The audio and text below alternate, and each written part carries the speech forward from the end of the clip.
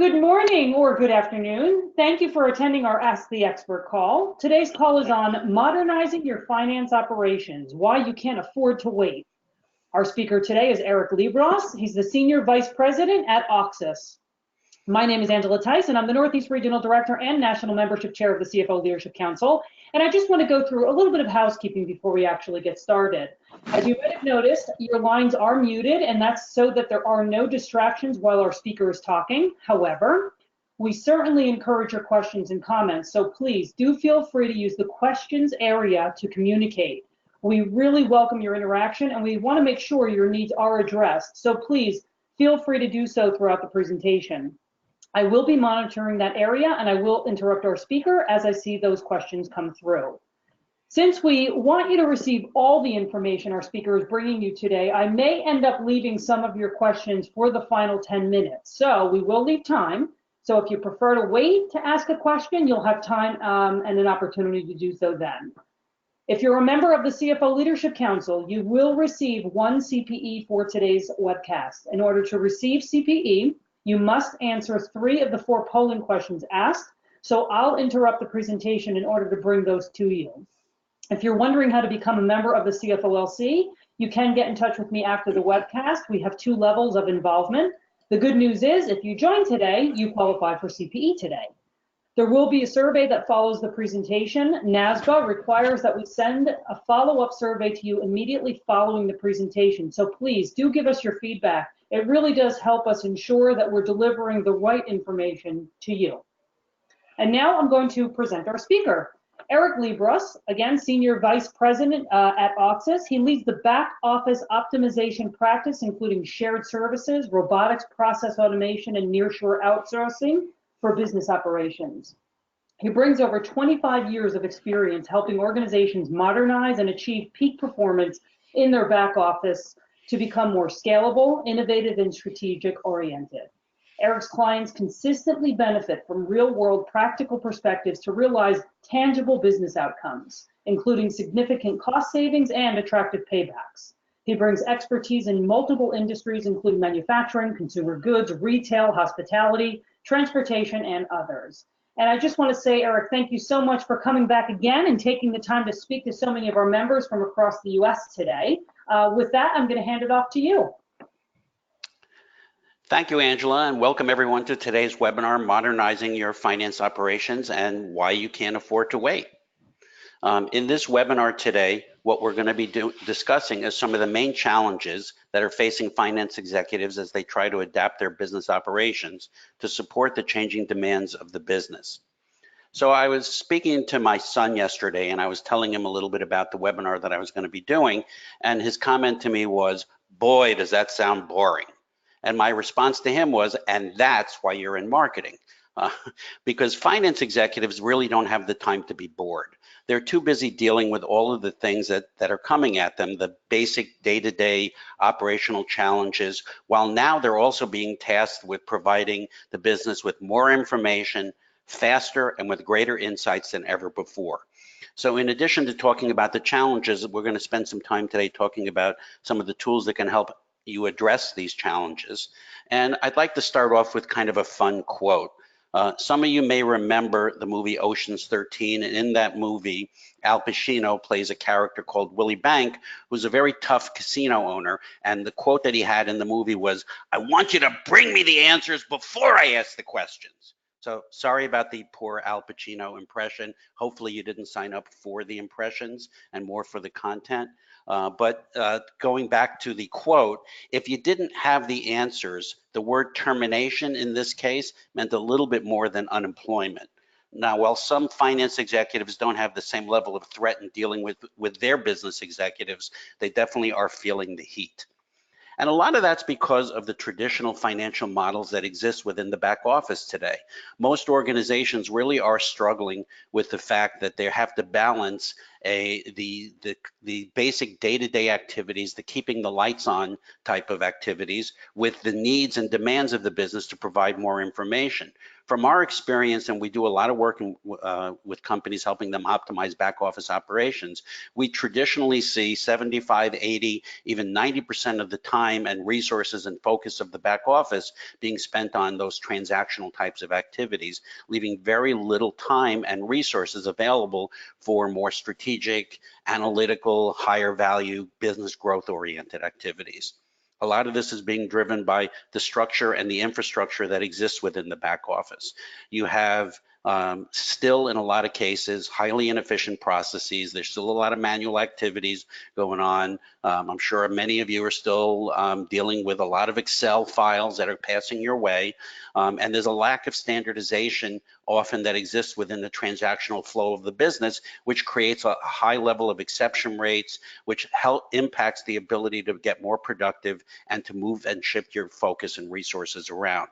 A lot of this is also being driven by inadequate IT systems and capabilities. You know, the organization traditionally has a core ERP and other systems that may integrate within them, but a lot of these systems tend to be older systems, have a very complex infrastructure, and it limits the ability to get at some of the data and some of the information that you really need to help become more adept at providing some of these business insights. So we'll talk a little bit about some of these things and what you can do to try to address that.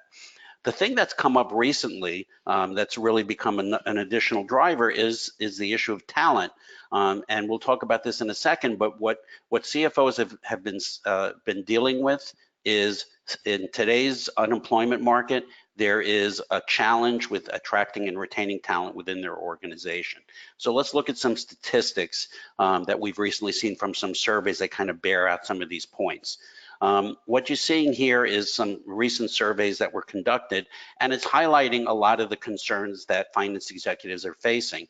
Basically, the fact that the concern is that the organization is very reactive and has a really hard time getting at the information and making the information that the business needs more available, and having the need to reduce the amount of time that's being spent on various transactional tasks, while at the same time looking to improve the use of data and the use of visualization of that data to make that data more available.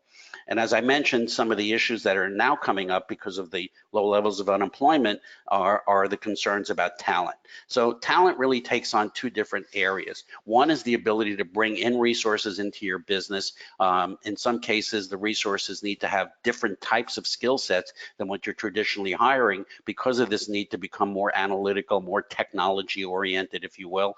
But the challenge also resides within the organization itself, because if you're unable to attract and bring in that talent, or having challenges doing so, what you're also dealing with is the fact that your current talent may not be up to the task of transitioning to some of these more higher demand roles. Organizations typically have a structure where the transactional focus that people are spending their time on doesn't necessarily translate into those same people having the ability to become more of an analytical thinker and doing some more of the forward-looking types of activities. So this presents a challenge, and what happens is finance executives are now starting to look outside the four walls of their organization and looking at other locations, nearshore, offshore locations, for additional talent to either supplement or in some cases replace what's in the organization today. So Eric, before you go on, I think it's probably a good time to just launch the first poll. I think you hit on some of the things that are going to be part of the question. Is that okay? Yep. Okay, here we go. So the question is, how much time does your F&A organization spend on low value transactional activities?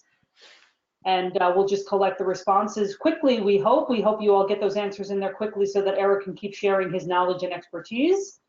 In just a couple of seconds, I will gather that information and share it back out with you.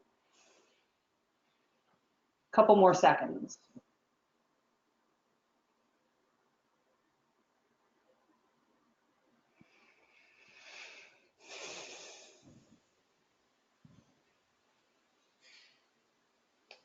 Okay, So I'll share that very quickly with everyone, and then Eric, you can move on. It looks like 25% say less than 60%, 40% say 60 to 70, 12% say 70 to 80, 12% also say 80% plus, and 11% say not sure. So interesting. Back to you, So Eric. thanks, Angela. So it sounds like this is kind of bearing out the kind of view that we see when we work with organizations in terms of the time being spent on transactional activities.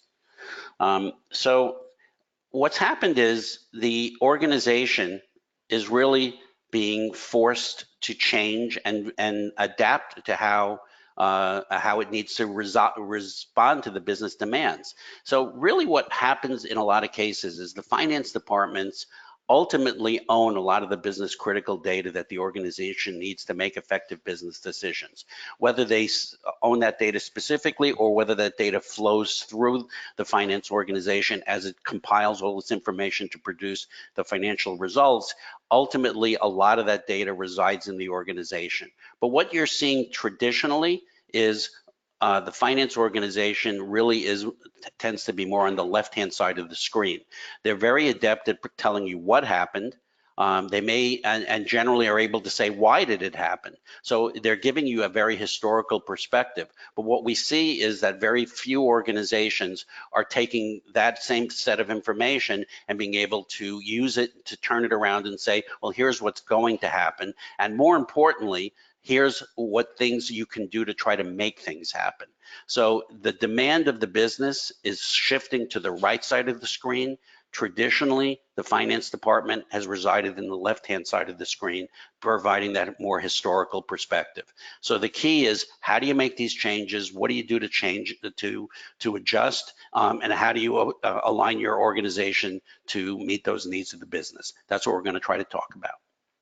So it starts with the key building blocks of the finance department. And the initial and first and foremost issue is really just changing the perspective of the role of finance. So instead of just being a reporter, providing the feedback and insight to the business about the things that happened historically, what needs to happen and what is really starting to happen is the finance department is becoming much more of an advisory organization, working with various departments to provide more of an insight into business performance and looking at how things are going to happen and what you can do to make things happen. Remember, you own a lot of the data, you own a lot of the information. So at the end of the day, the mission becomes not just telling you what happened, but start to work with various parts of the organization to advise them on how to make some changes to get the results that the business is looking for. But in order to do that, the business needs to shift that focus from that highly transactional kind of keeping the lights on type of focus to free up time and resources to do other things. So what needs to happen is the finance organization needs to take on a much more transactional processing excellence approach to make that happen. And what a lot of organizations are doing is they're using some type of shared services model to enable that. Shared services, as many of you know, is the bringing together of a lot of different processes and functions under one roof, whether it's crossing business units and trying to standardize and gain synergies and leverage across those business units so that you can be as efficient as possible, be more productive, be more scalable, and drive down cost. A lot of organizations look at different ways to do this. Shared services is one choice, outsourcing is another. And what's emerging over time is a hybrid model that potentially incorporates both. So we'll talk a little bit about that and how you can get to a more transactionally excellent orientation within your back office. Another tool that helps make that happen is automation. So in the past, organizations have relied very heavily on individuals using tools like Excel to manage, analyze, and produce information. Well, the challenge with that is it becomes very people dependent. It's not process oriented. You start to create silos of data that exist within the organization, and it's very difficult to make that information available in a more broader sense. So organizations today are starting to look at not just the core ERP that's underlying the back office, but also plugging in point solutions that can help drive some of this automation and the ability to get access to and have more data being analyzed within the business across a broader group of people. So we'll talk about how some of that can happen. And at the same time, what that's driving is the ability to provide a more robust business intelligence perspective. That shift from the historical to the more predictive and analytical view of the business. The key is getting access to the data and then learning how to take advantage of that data and making it available to the rest of the organization. So again, we're going to discuss some of those key building blocks as we move through the rest of this webinar. Let's start with a discussion on the whole concept of the shared services ecosystem. So shared services pretty much has become the de facto model for many organizations, essentially looking to incorporate broad ranges of business units and standardizing functions, processes, tools, and systems to make that happen more effectively. It gives you a better foundation to work from and the ability to be much more efficient across the entire business. But the problem with shared services is not all organizations have the size and the scale to enable this type of structure.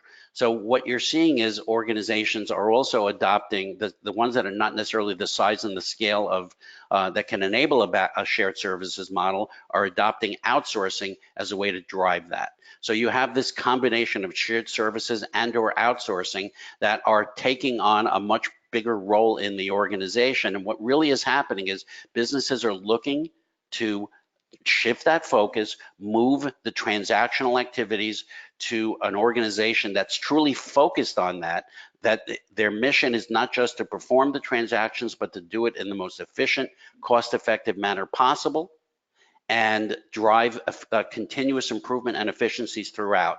That concept of shared services and or outsourcing is really taking hold in the back office. And you're seeing it not just happening today, but continuing to grow, and more organizations are looking to increase their use of this type of model. What's also emerging is what we like to call a hybrid model, which incorporates both shared services and outsourcing. There are certain tasks in your back office that you really may feel are not necessarily key to what you need to be focused on. So in a lot of cases, it might make sense to take those tasks, move them out, give it to a third party to focus on so that you can be freed up to focus on more core business activities. This is what the whole concept of shared services and outsourcing and that whole focus on transactional excellence is evolving into. And what's ultimately the benefit of this, and where finance executives are seeing this taking them, is the ability to change their focus and become much more of an analytical organization, spending less time on transactions, more time on analysis, prediction, and decision support. This is the kind of the mission, the focus, and the direction that the finance organization has been taking. And a lot of these statistics, there are a lot of surveys similar to this will bear that out.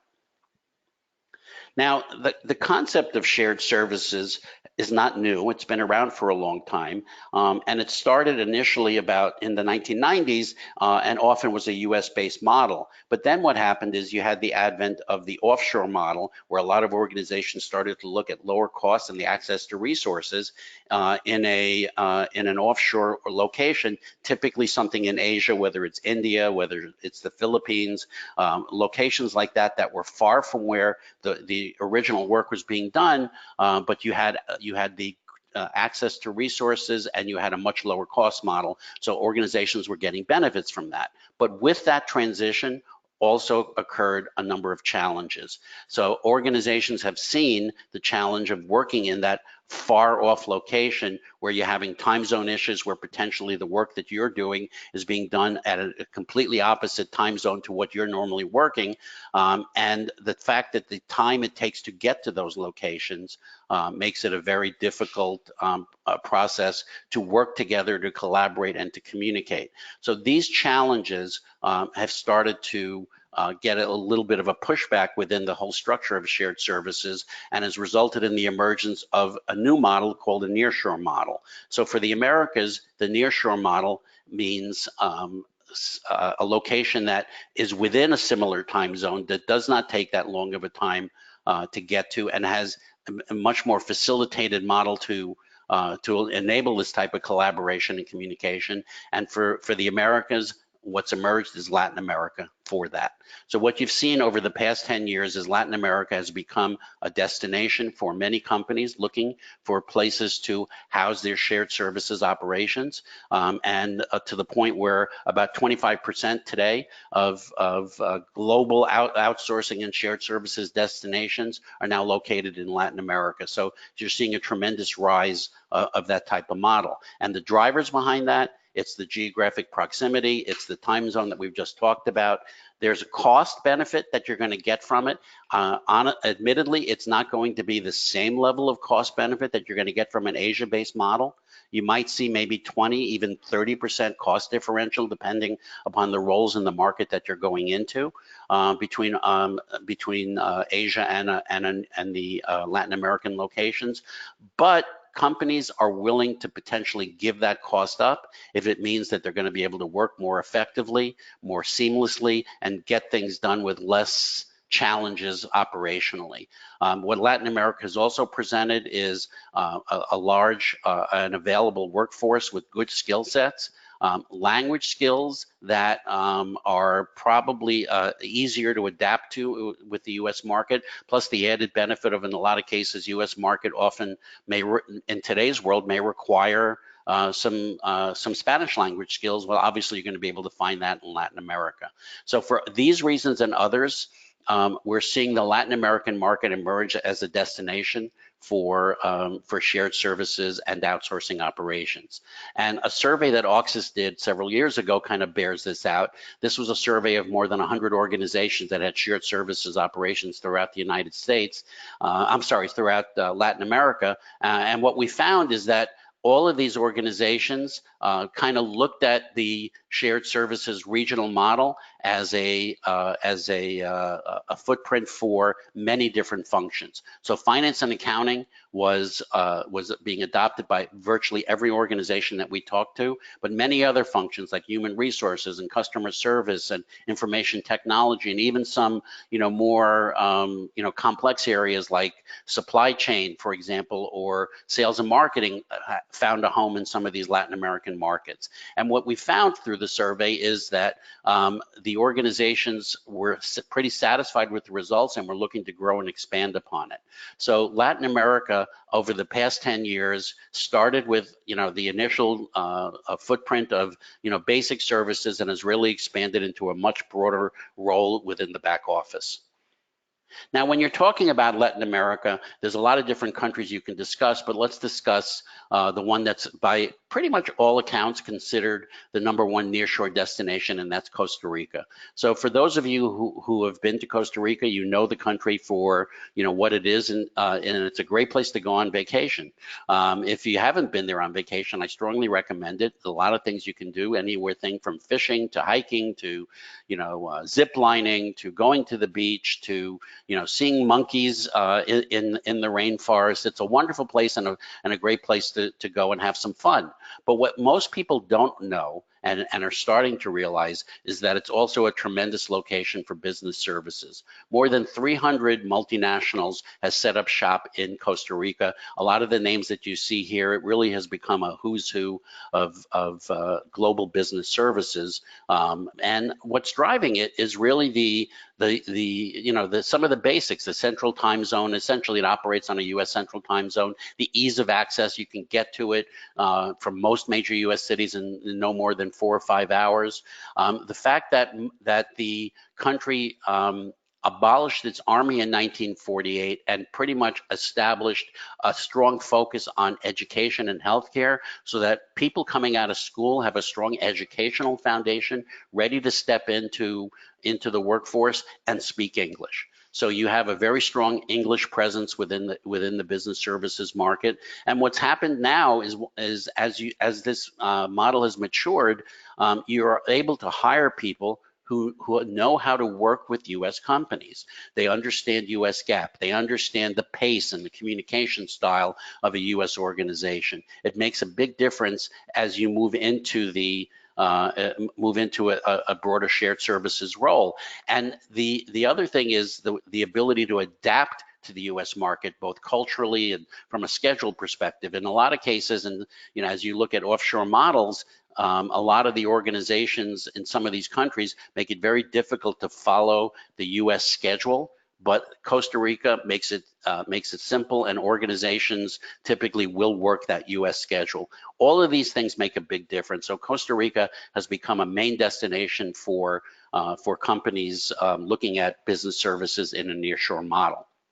And at the end of the day, the cost savings is still there. Again, it may not be equal to some of the Asia-based cost savings, but you're going to see some, still some pretty significant cost savings available to you. We recently conducted a study. You see the link that you can download it if you're interested, on the potential cost savings that's available in a Costa Rica model for a number of different transactional roles. And as you can see, in the various markets across the United States, the savings can be substantial.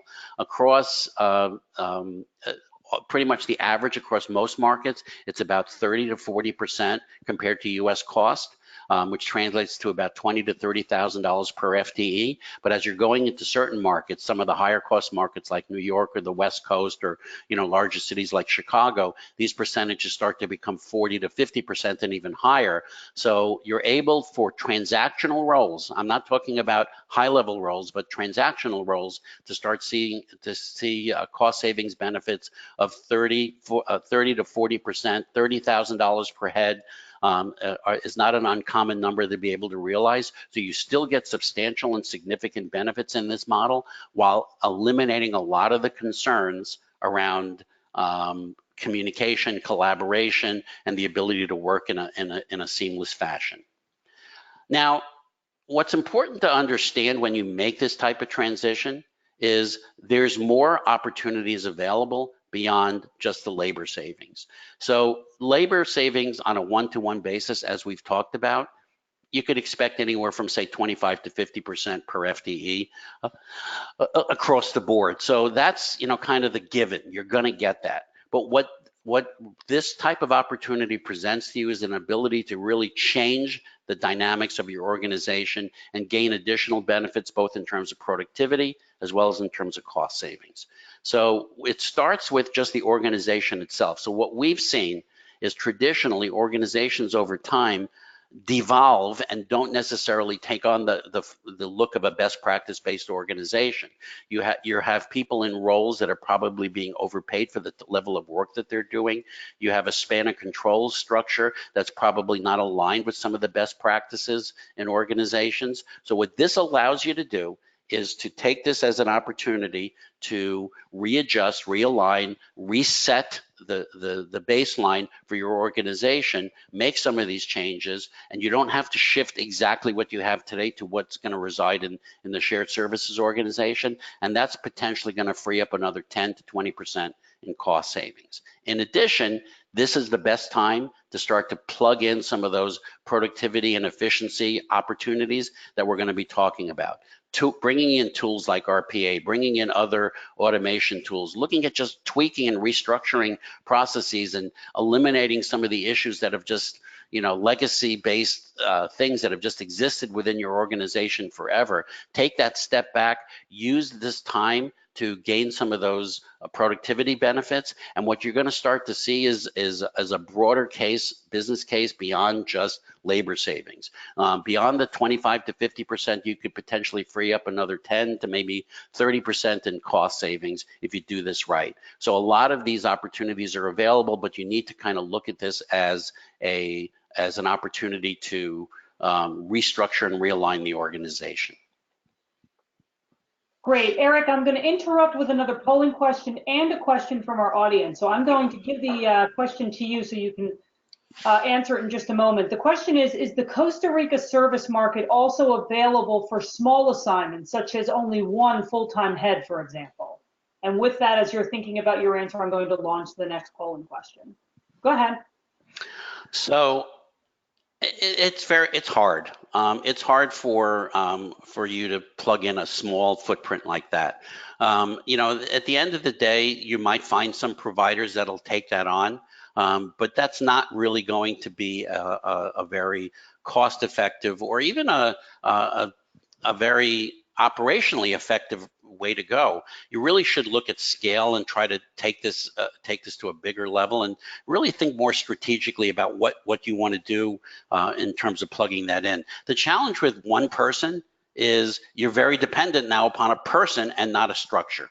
And so I'm not a big believer in a small footprint like that. I just think you're creating another level of risk that just makes it more difficult to manage. So in my opinion, if you're looking at this, you should look at a bigger scale. It doesn't have to be huge, but you could be looking at scale of, anywhere from, maybe on the small side, 5 to 10 would be something that's potentially manageable as long as it's within the same functional area, to obviously a bigger scale where you can get more, not only benefit from a cost perspective, but from some of these organizational changes we're talking about. Great, thanks. And if I'll just share the answer, that's great. So the question was, what best describes your perspective on outsourcing? 32% said never have, open to exploring and or actively looking. 25% said proven method if done right, currently doing and working well. 28% said proven method if done right, done previously and would again.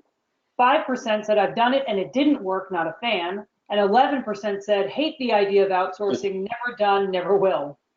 So just good feedback there.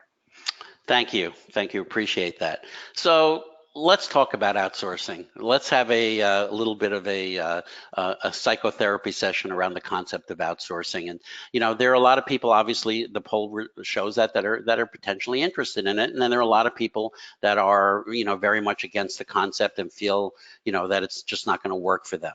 But I believe that outsourcing can work, and we've seen it work, and we've made it work, to be perfectly honest. But it has to be, a model that really follows what I would like to describe as outsourcing that works. The traditional outsourcing, to me, has a lot of challenges. Outsourcing that works takes on a different type of structure. So let's talk about what that means. So the first thing is, if you're just looking for labor cost savings, I think you're making a mistake. Yes, you're going to get those labor cost savings. It's a benefit that you're going to see. But you really need to look at this as a bigger opportunity. It's the opportunity not just to lower your costs for the transactional work that's being performed in your business, but it's also the opportunity to do some of the realignment that we were talking about and refocus your organization on other things. Push the transactional work to the lowest cost possible, and frankly, to a provider that's job it is to do it at the highest levels of efficiency possible. So that you can now free up your organization, take your best and brightest, and give them the opportunity to take on a more strategic, higher value role within the business. Traditional outsourcing is focused on just those labor savings. You really need to look at it in a more strategic sense.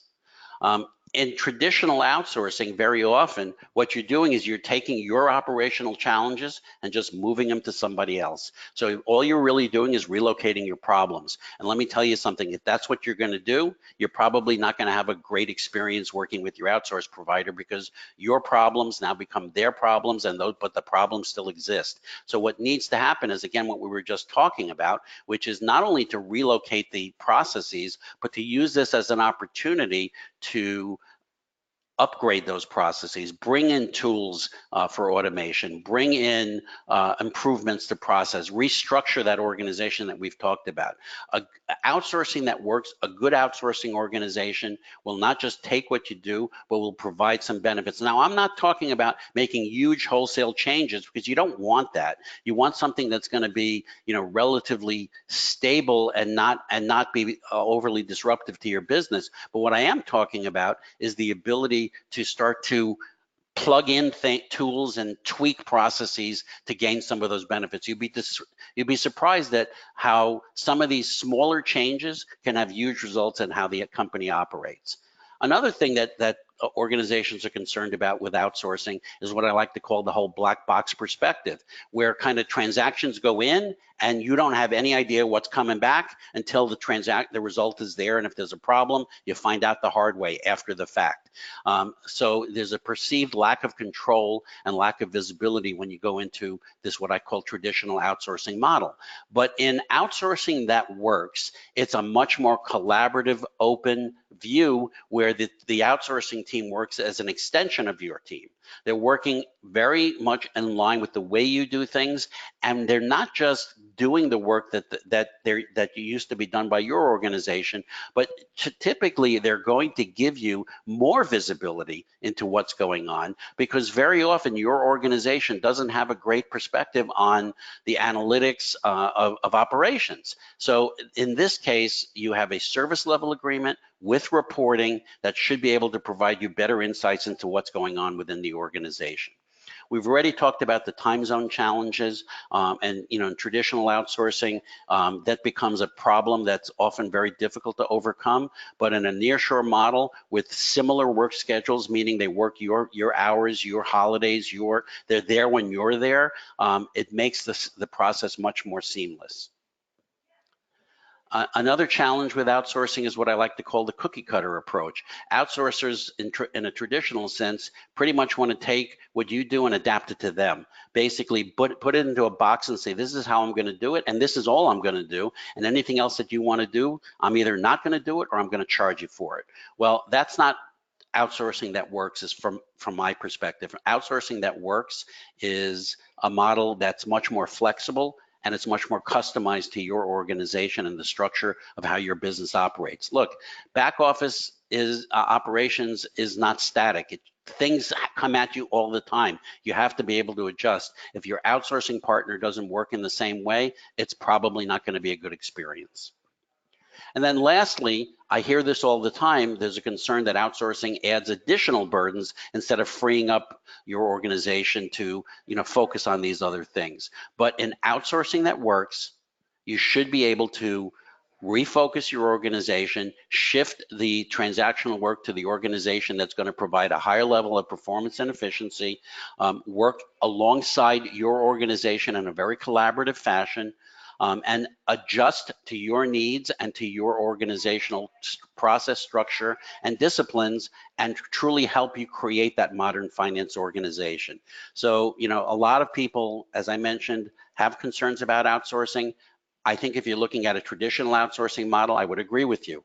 You need to think about what type of partner you can find that would enable this more flexible, customizable outsourcing approach. So let's shift gears now and start to talk about some of the tools that can help your organization drive some of these additional benefits that we've been speaking about. So I use the term here digital transformation because I'm talking about the ability to take information, data that's flowing through your business, and to use it more effectively. But in most people's perspective, the term digital transformation has typically applied to the customer experience. People are talking about social and mobile and tools like that. But at the end of the day, digital transformation can apply across a broad range of areas within the business, and the finance department is smack dab in the middle of it.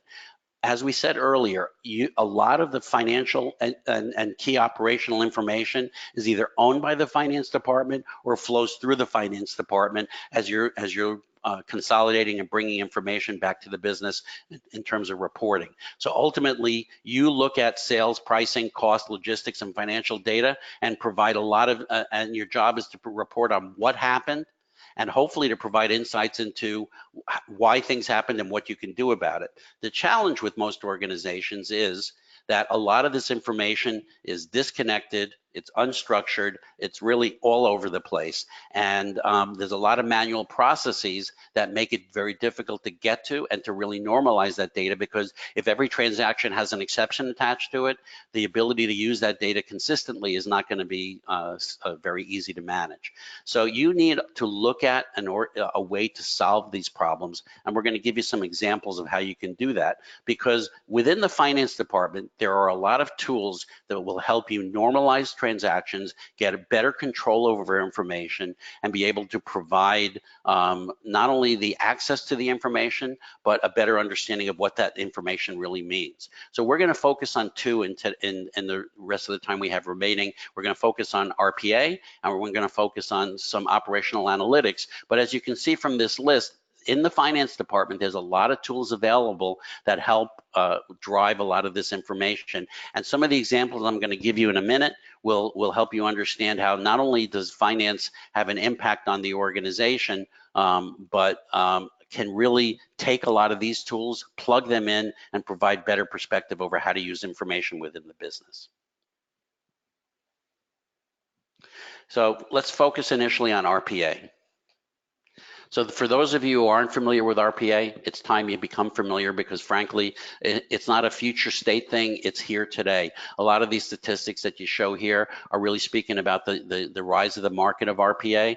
But what's happened is RPA has become a tool that if you haven't started working with it, you probably will in the next few months or few years. It's something that is becoming more and more prevalent in back offices. And if you asked the same question 2 or 3 years ago, you wouldn't see that. But in the last 2 or 3 years, you're seeing a tremendous rise in the use of this type of technology. There's a lot of different solutions out there, but they all kind of get you to the same place, automating a lot of manual activities.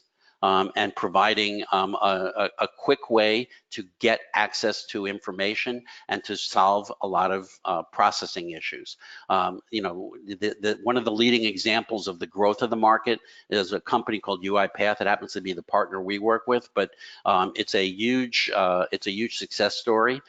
They're the fastest growing software company to go from 1 million to 100 million in less than 21 months. And they recently had a valuation of over $7 billion on revenue of less than 200 million. Now, I'm not necessarily a huge believer in those type of numbers. Obviously they need to bear it out, but it does show you the level of interest and what's happening out there. And a lot of it has to do with the fact that the cost of entry and the return on investment, it can be pretty significant, and we'll give you some examples around that. Last year, Auxis did a survey and really tried to analyze what the benefits are that organizations were seeing out of RPA. And what we surveyed over 100 organizations to see what they're doing with the technology. So this was just about a year ago. So some of this stuff is even, advanced even further, but the statistics were pretty interesting. First and foremost, finance and accounting was the #1 area that RPA was being found in. And a lot of the reason for that was what you see in terms of the average cost savings and productivity gains that people were getting from it. 40% cost savings, meaning they were able to shift resources from a lot of the transactional tasks and replace them with robotic processes, and productivity gains in excess of 40% across the board that allowed you to really free up time, resources, and just gain some additional benefits.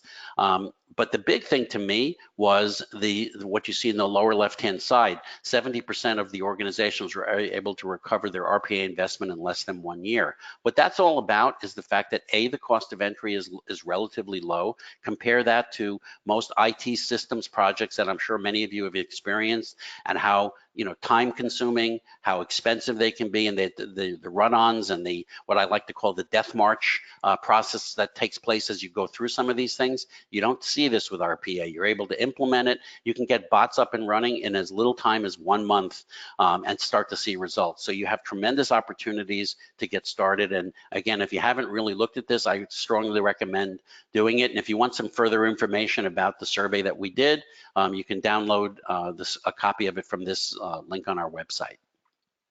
So just real quick to give you a sense of what is available from RPA, here's 6 different examples of clients that we worked with, different ranges of industries, different ranges of processes, but there's one common denominator across all of it. And that common denominator is short payback, high productivity gains, high cost savings. So you're seeing tremendous ROI, you're seeing a very fast return on investment, and you're seeing the ability to make this thing happen very quickly. And I'd like to share a story of a client that we recently worked with that I think is a pretty dramatic example of that. So the client that I'm talking about is a plastics distributor that has multiple locations across the United States, very geographically diverse.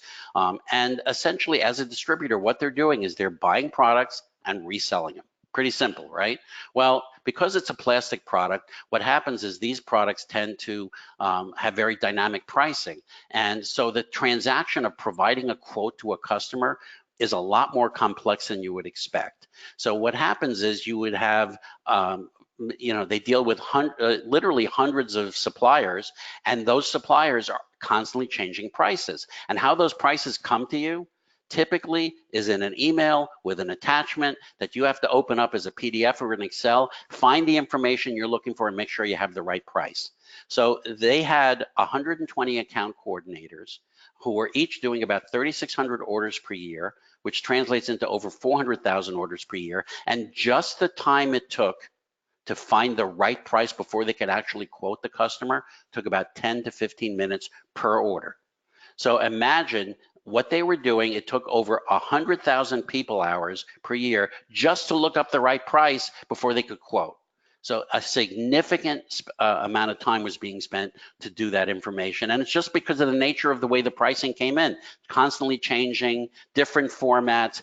There was no good systematic approach to solve it. They tried to solve it through a lot of different IT means. Nothing was able to work until we plugged in an RPA solution. So what we did was we were able to have a robot go into the emails, and every single time a supplier would send an email, it would analyze the email to determine, is this email about price changes? If it's about price changes, it would identify the specific price changes, grab that information, drop it into a database, validate that the price changes were available appropriately based on contract status. Maybe they're only allowed to make a change in a certain time frame. Maybe they're only allowed a certain percentage. All of these things would be validated and essentially available to the account coordinator, who now simply needed to open up a lookup tool, type in the item number they were looking for, and boom, up would pop the price. So instead of 10 to 15 minutes per item, it took 3 seconds. That was an 80% productivity gain. In terms of the time it took to produce, to generate the quote. You can imagine the ability to turn this around more quickly, increased customer service opportunities, but it also provided a tremendous benefit in terms of control and accuracy. You can imagine the difficulty that you would have in making sure you would find the right price in the first place, and then making sure that you inputted it correctly into the system. They had tons of errors. RPA eliminated all of the errors, solved the problem, and gave them an 80% productivity gain. And the ROI on this was less than 1 month. We were able to get this bot up and running in a 3-month period and produce this type of result. It was a tremendous impact, and it's a great example of how RPA can really provide this type of benefit. That's incredible. Again, before you go on, I'm going to launch our third polling question, and the question is, how far down the RPA road has your organization gone? So if you would quickly do that, we can get Eric back to give you the rest of the information.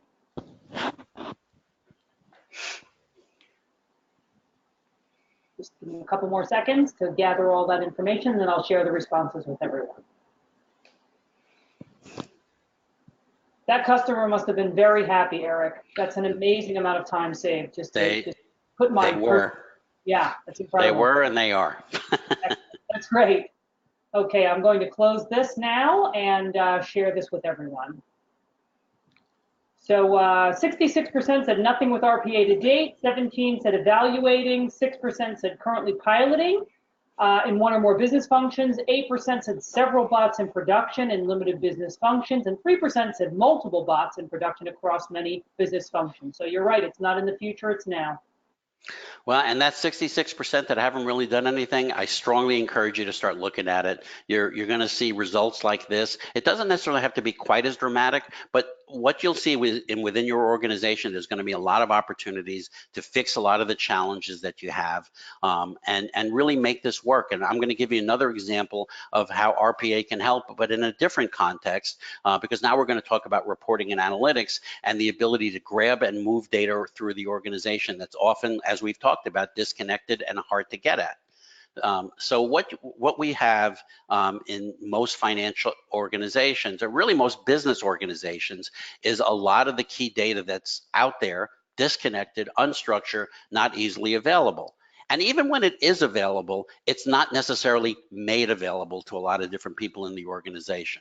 So we're a strong believer in what I like to call democratizing the key financial and operational data in your business. So if you look at all these type of insights that you're looking for, what really needs to be done is you need to be able to grab all that information, leverage that information into various forms, and visualize it for the business so that they can act upon it. That becomes a very powerful tool within finance and accounting. And the example that I just gave you of this RPA client using it for vendor quotes is another example of that. Think about the fact that instead of just using it to provide the quote, think about the analytical information you can generate from monitoring, tracking, and looking at the pricing information that you're getting from your suppliers. You can analyze suppliers in terms of price benefit. You can analyze them in terms of how much they're changing their price, who are the best from a price perspective, who are the best from other various forms. This type of information is available if you can get at the data. So we're going to talk about how you can do that, and then leverage tools like business intelligence to analyze it. And I'm going to give you another example of a client, which is really more of an operational perspective, because a lot of what we typically talk about with business intelligence is more of the customer insights that we've discussed, but you have benefits that go way beyond that. So I'm going to give you a simple example about accounts payable reporting. And in this example, accounts payable reporting sounds, pretty basic. Yeah, hey, I want to know how many invoices, what's my DPO, what's my aging, how long does it take me to process? That stuff works for you, and it's fine unless. And here's the unless. In the case of this client, they had a poor SAP implementation that literally blew up the accounts payable process. All of the tools that they were used to working with, the automated invoice processing, the workflow for approvals, the EDI matching and the three-way match, all stopped working, okay, as SAP basically broke the business. Virtually every transaction became an exception.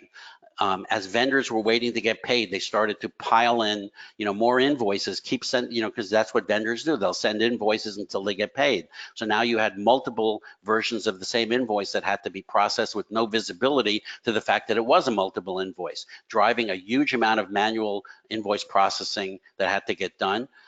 Vendors weren't getting paid timely. They were threatening to stop shipping products that would ultimately impact your manufacturing and your sales. And you had a complete lack of visibility about what's going on. And you can say, okay, IT had to jump into the fray and fix the problem. Well, guess what? IT was busy dealing with everything else that was happening as a result of this SAP implementation. So, they were having problems on the manufacturing side and the logistics side and the shipping side. So typically most people look at AP and go, vendors, whatever, we'll get to it when we can. Well, guess what? In this case, it had a much bigger impact on the organization.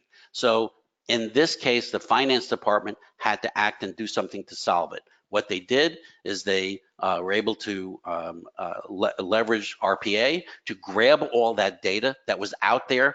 It was sitting there, but it wasn't connected anymore, to be able to grab the information, pull it all together into one location, and then layer on a business intelligence tool to provide visibility into all the information that was needed. So in the end, now what you had is a dashboard that provided you with the insights into how many invoices were sitting in the vendor management queue, how many invoices were sitting in SAP waiting to get processed, how many invoices were considered an open item that were an exception, and what can I do about these things? Literally, this was available on desktops and phones. So when a person in purchasing, for example, a buyer, got a call from a vendor threatening to cut off their invoice, they were able to open up this dashboard, click on the vendor, click on the individual invoice, and take it to the next level and say, okay, here's the exception, here's why this is happening, let me work with my team to resolve this problem and get it fixed.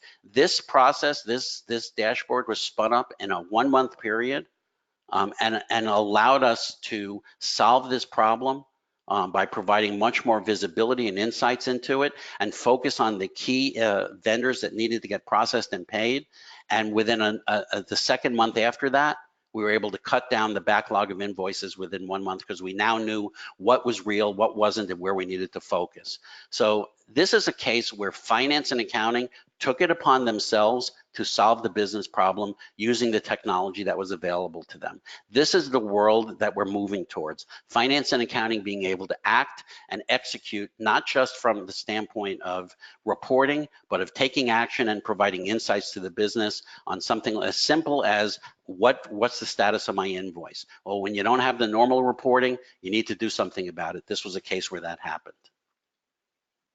That's awesome, Eric. Again, I'm just going to say such efficiency. I'm blown away by this technology. I'm going to launch the last one, and then you'll give your key takeaways. Get everybody their CPE. The question here is, how well does your organization manage and report on operational data? And if you can quickly answer that one, we will be done with our polling questions and let Eric share the last 6 minutes and his knowledge and expertise, and perhaps answer any questions that you might have. If you have any, please remember to use the questions area so that Eric can answer some questions. I'll close this in just a moment.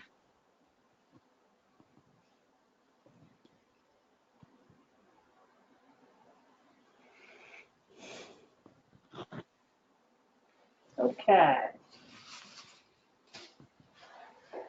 And we do have a question too, Eric, so I'll share this and then I'll open that up in just a sec.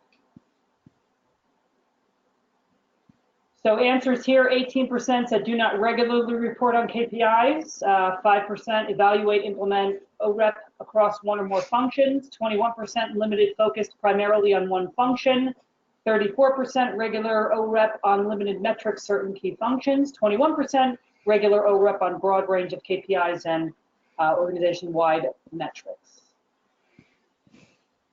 So again, I'm going to check this question if you just want to wait a second, Eric. Yep. The question is, what is the size of entry for companies looking to nearshore accounting operations? Again, it depends on the size and scale of your back office operation, but I would recommend starting with at least a full function that you want to take on. And typically from our perspective, it should be no smaller than say 5 to 10, the equivalent of 5 to 10 people, because that gives you enough scale to make it worth your while, make the benefit there, and allow the outsourcer to be able to make this process work for them. A small footprint is much harder to manage than a larger one, believe it or not. So, I would recommend a minimum of 5 to 10 as a starting point, typically one function. But as you can take on, you may want to try starting that way and then taking on a more broader footprint after that. So in terms of key takeaways, again, I'd like to, kind of end this with a quote. This is a quote that I've seen from, it's a former CFO of Goldman Sachs, and essentially what he's talking about here is what finance needs to be prepared for is pretty much anything that's going to happen. You need to be thinking about what's going to happen and what am I going to do about it, and be prepared to act, because if you wait for it to happen, it's too late. So the whole mission of the finance department is evolving from that historical kind of do things, to report on it and just kind of tell you what happened after the fact, to really much more of a focused execution where you're bringing more value back to the business. This is really the key message of a lot of what we've been talking about, is how you have to shift your focus, change the level of effort that you're doing on some of these transactional tasks to minimize the amount of time and resources and costs that you're spending there, and moving it towards a much higher value approach, because the business is demanding it. The business is demanding that insights, and it's demanding that you get access to the information and be able to make it usable to the rest of them. So in terms of key takeaways, we strongly believe that the CFOs are in the position to lead the charge for the modern finance department. They own the data, they have the tools, they're the ones that have the analytical thinking around them, but you're in the position to make this happen.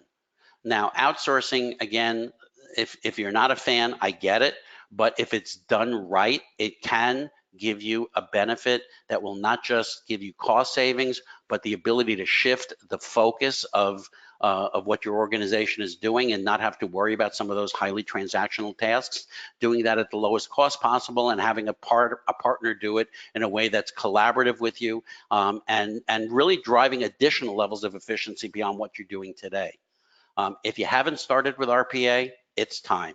It's time that you look at RPA as a solution. It's coming, it's here. Don't let it pass you by, because everyone else around you is definitely taking advantage of it. The power of business intelligence is much more than providing customer insights. As you can see from the example I gave you, operational performance is just as important to understand what's going on in your business as it is to understand what's happening with your customers. The poll showed that a lot of people are still not looking at their operational performance. if you don't understand what's happening in your back office, you're not going to be able to affect change. So understanding and getting access to that information and acting upon it in terms of providing insights from that data is critical. And then lastly, make the data available to the rest of the organization. Don't be the troll under the bridge who's guarding the data and not trying to share it with the rest of the organization. Democratize your data and truly be able to help the business answer the questions before they're actually being asked. So thank you, and I'll throw the rest of our time open to any questions that people may have. Great, and actually, Eric, I do have a question. I think everyone would be interested, I'm sure. It's about process. Like if a company or person in the audience is interested in outsourcing, what exactly is the process to outsource with Oxis if interested? What are the steps to take, if you will? Well, thanks, Angela. So the process that we typically engage in is we do what we call an opportunity assessment. So essentially what we do is we want to understand the scope and nature of the work that's being performed that you're considering outsourcing. We typically look at some volumetric data and some organizational data, and then we can give you back a model that says, here's what it would look like under outsourcing, here's the cost, here's the structure, here's how it would work. It's a process that can be done in as short a period of time as a couple of weeks. There's no cost to that. We just we just need some information from you, and then we can give you a very good idea of what the model would look like once you're outsourcing. So it helps you make an informed decision upon this topic. It's a very good comparison point to what you do today. Thank you, Eric. And I'm just going to say we're at the top of the hour, so perfect timing. Thank you to everyone for joining us today. I do hope you received some valuable and practicable information from Eric. I'm sure that you did. I invite you to reach out to him or the team at your convenience. The information is right there on the screen. This does conclude our presentation on modernizing your finance operations while you can't afford to wait. And don't forget, everyone, sign up for Tuesday, August 13th webcast. It's Commitment to Change, the 5 C's that transform your life and business. And it is from 1 p.m. to 2 p.m. So we'll see you on that webcast. Oxis team, thank you so much for a really great presentation today and so much great information. Have a great day, everyone. Thank you.